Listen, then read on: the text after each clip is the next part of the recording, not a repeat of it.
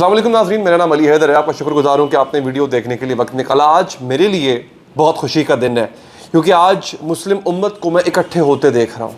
आज मैं देख रहा हूँ कि वो जो साजिश रचाई गई थी आज से 100 साल पहले, ये 100 साल पुरानी साजिश का ख़ात्मा होने जा रहा है। ये कोई छोटी बात नहीं है जो मैं आपको बता रहा हूँ नाज़रीन।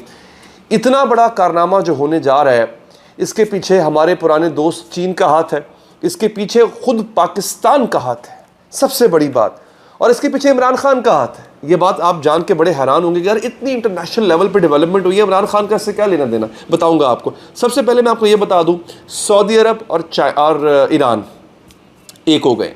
एक तो 7 साल का जो तातुल था वो टूटा है नाज़रीन। 7 साल का जो यूँ कह लें कि एक खलीज थी दोनों के दरमियान, वो ख़त्म हुई है।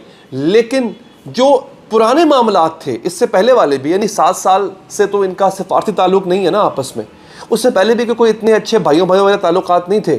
ऐसा नहीं था कि बड़े ही कोई बगलगीर होते थे, नहीं, कोल्ड वॉर चलती रहती थी। लेकिन अब की बार जो ईरान और सऊदी अरब इकट्ठे हुए हैं, ये एक मकसद के लिए इकट्ठे हुए हैं, और दोनों का मकसद ये है कि हमने अमरीका को इस खित्ते से निकालना है। न सिर्फ अमेरिका का असर ख़त्म करना है, बल्कि अमरीकी डॉलर ने जो तबाही मचाई हुई है, पाकिस्तान की आज हालत क्यों है, ये अमरीकी डॉलर की वजह से है। अमरीकी डॉलर अगर इतना ऊपर ना जाता कि आप क्या महंगाई होती नहीं। एक और मज़े की बात बताऊँ आपको, Brazil, Russia, India, China, south Africa, इन्हें कहते हैं ब्रिक्स नेशन। इन्होंने बाकायदा तौर पर एक मीटिंग की है, 2 दिन पहले की खबर दे रहा हूँ आपको। इन्होंने मीटिंग की है और इन्होंने कहा है हम आपस में जो तजारत करेंगे डॉलर में नहीं करेंगे, ख़त्म, डॉलर में नहीं करेंगे। और अब आपको एक और इंटरेस्टिंग बात बताता हूँ, चाइनीज़ येन ये दुनिया का दूसरी बड़ी करेंसी बन गई है डॉलर के बाद, जिसमें ट्रेड होती है। चाइना भी अब कह रहा है कि आपने मुझे जो है वो मुझे डॉलर में ट्रेड नहीं करनी है, आप मुझे अपने पैसों में दो। यानी पाकिस्तान अगर चाइना से ट्रेड करता है तो पाकिस्तान अपने पैसों से रुपीज़ दे दे, वो आपको येन दे देगा, डॉलर चलेगा ही नहीं बीच में। और हाल ही में आपको पता है खुंजराब पास भी खुल गया इतने अरसे के बाद, तो चाइना के साथ पाकिस्तान की ट्रेड शुरू हो जाएगी दोबारा से। कोरोना की वजह से बंद था, पाकिस्तान में चीज़ें और सस्ती होने लग जाएंगी। ये खैर अभी खबर ये नहीं, खबर में वापस खबर की तरफ आता हूँ, जो अच्छी खबरें हैं।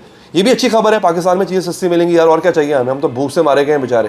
खैर, ईरान ने और सऊदी अरब ने चाइना में 6 मार्च को मुलाकात की है, बीजिंग में मुलाकात होती है। इस मुलाकात को अरेंज करवाने वाला है चाइना। चाइना ने कहा कि अमेरिका से डरने की ज़रूरत नहीं है, आप इधर आ जाओ। अच्छा, आपको शायद याद होगा जनवरी में मैंने आपसे कहा था, ये मैंने आपको खबर दी थी कि मैं तब सऊदी अरब में था, उम्रा करने गया हुआ था, तब मैंने आपसे कहा था कि इंशाल्लाह अनकरीब ईरान और सऊदी अरब एक होंगे, बिल्कुल ऐसे भाइयों की तरह होंगे, शिया सुन्नी भाई वाला हाल होगा। आप देख लें वो हुआ।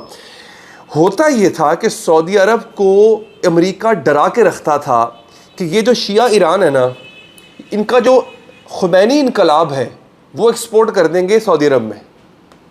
समझे आप कि देखिए वहाँ पे क्या, ईरान में क्या हुआ था, ईरान में इनकलाब आया, मजहबी इनकलाब आया, और अहले तशियो जो है उनका जो यूँ कह लें फ़िरका है वो वहाँ पे मेजॉरिटी में है, लिहाजा उनके अकायद जो है वो वहाँ पे डोमिनेट करते हैं।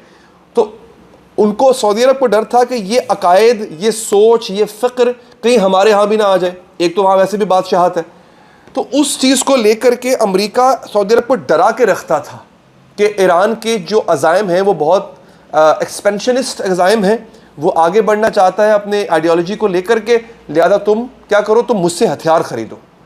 जितना सऊदी अरब ने अमेरिका से हथियार ख़रीदा है, अभी ट्रंप के दौर में 110 अरब डॉलर्स के हथियार ख़रीदे थे सऊदी अरब ने अमेरिका से। हमारा टोटल कर्जा 110 अरब डॉलर है, आज पूरा हो जाए तो पाकिस्तान जो है वो उसकी हालत बेहतर हो जाए।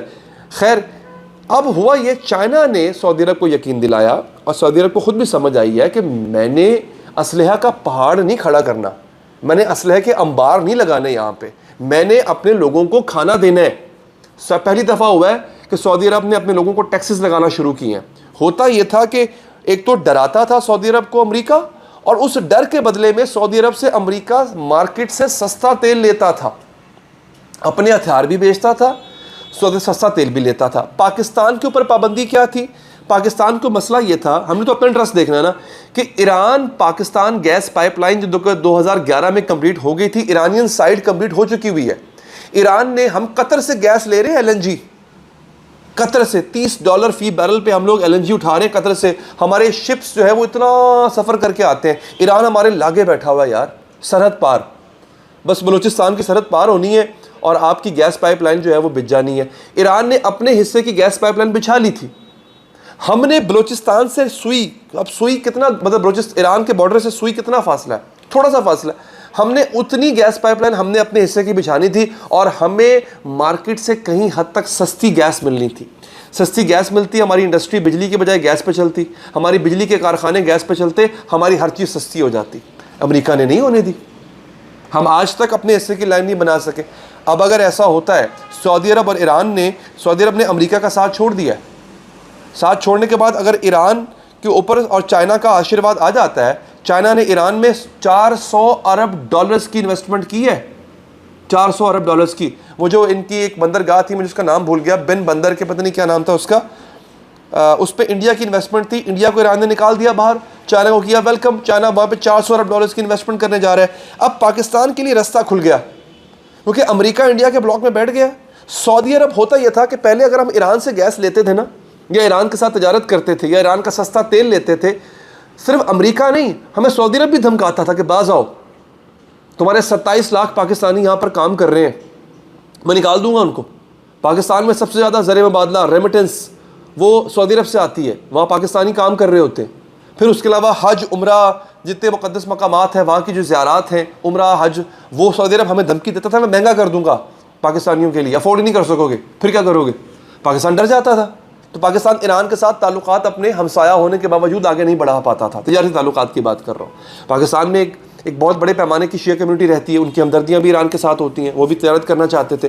तो पाकिस्तान फंसा हुआ था दोनों की लड़ाई के दरमियान, मतलब दो भैंसे लड़ रहे थे और मेंढक बेचारे मारे जा रहे थे। तो पाकिस्तान के लिए मुश्किल थी। अब चाइना ने कहा कि नहीं, ऐसे नहीं होगा, आप मेरे साथ आओ, मैं आपको हिफाजत मैं करूंगा, आपकी टेंशन नहीं लो, पैसा मैं खर्च करूंगा आप पे, पैसा नहीं लो। चाइना लोन नहीं देता, चाइना इन्वेस्टमेंट करता है, ये उसका मॉडल है, सीपैक पूरी की पूरी इन्वेस्टमेंट है। उसने कहा मेरे साथ आओ, मैं सब कुछ करूंगा। अब इंटरेस्टिंगली पाकिस्तान के लिए राहें खुल गई हैं। हमें ईरान से अब सस्ता तेल भी मिल जाएगा, हमें गैस भी मिल जाएगी। ये अभी खबर दी है कुछ दिन पहले पाकिस्तान की फॉरेन मिनिस्ट्री ने कि अगले महीने से हमें रशिया से भी सस्ती गैस मिलना शुरू हो जाएगी। ठीक है, अब ये सब कुछ कितना अच्छा है। मैंने आगाज़ में कहा था इसका क्रेडिट कहीं ना कहीं इमरान खान को जाता है। कैसे जाता है? इमरान खान ने, आपको याद होगा, सालसी की पेशकश की थी बिटवीन ईरान एंड सऊदी अरब। ठीक है, उसके बाद फिर अदम एतमाद आ गया, सब कुछ आ गया। लेकिन खबर यह है कि बैकडोर चैनल इमरान खान ने यूज़ करना शुरू कर दिया था और दोनों के ताल्लुकात में आहिस्ता आहिस्ता बेहतरी आना शुरू हो गई थी। ये बहुत पहले की बात मैं आपको बता रहा हूँ। तो ये एक अच्छी खबर है नाज़रीन। और पहली दफ़ा जो है वो अब सऊदी अरब में ईरान का कौंसल खाना खुलने जा रहा है आफ्टर 7 years। ईरानी और क्या कह सकते हैं, सऊदी हम मनसबों की मुलाकात भी हुई है चाइना के अंदर। अब इन्वेस्टमेंट भी करेंगे। अब मैंने आपको बहुत पहले ख़बर दी थी कि जो मुक़द्दस मकामात हैं अहले बैत अथार के सऊदी अरब में, ईरान को ठेका दिया जाएगा कि वो उसकी डेवलपमेंट करे। जैसे कि इराक़ के अंदर करबला मोहल्ला में, नजफ़ अशरफ में जितने भी मुक़द्दस मकामात की जो रेनोवेशन है, क्योंकि सद्दाम दौर में सब गिरा गए, मुनहदम किए गए थे, गिरा दिए गए थे, तो इनकी दोबारा जो रेनोवेशन है वो सब ईरान ने अपना पैसा लगा कर की थी और मैनेज भी ईरान ही करता है उसको, उन मुक़द्दस मकामात को। तो अब जो शाह सलमान का जो और मोहम्मद बिन सलमान का जो विज़न है 2030, उसके मुताबिक वो सऊदी अरब को एक टूरिस्ट रियासत और एक ऐसी रियासत जो तेल पे इन्हिसार नहीं करती, वो बनाना चाहते हैं। अब वो चाहते हैं कि मुस्लिम ओवरऑल, हमारे पास टूरिज़म तो है, लोग हज उम्रा करने के लिए आते हैं, मदीने आते हैं, वो चाहते हैं कि शिया टूरिज़म भी आए। ठीक है, जो इलाक़ करबला जाते हैं लोग, ईरान जाते हैं, अहले तशी के जो मुक़द्दस मकामात हैं वहाँ पे जन्नतुल बक़ी में, वो चाहते हैं कि वो इधर भी आएँ, तो उससे उनकी इकॉनमी में और बड़ा इजाफा होगा। तो हर तरह से दोनों ममालिक का फ़ायदा है। लेकिन हमें इसमें जो है, हमें ज़्यादा फ़ायदा हुआ। हमारी जो डूबती नैया थी ना, वो कम से कम अब पार लगने जा रही है। अच्छी खबर है। लोगों में, दोस्तों में शेयर कीजिएगा। अपना ख्याल रखिएगा। अल्लाह निगहबान।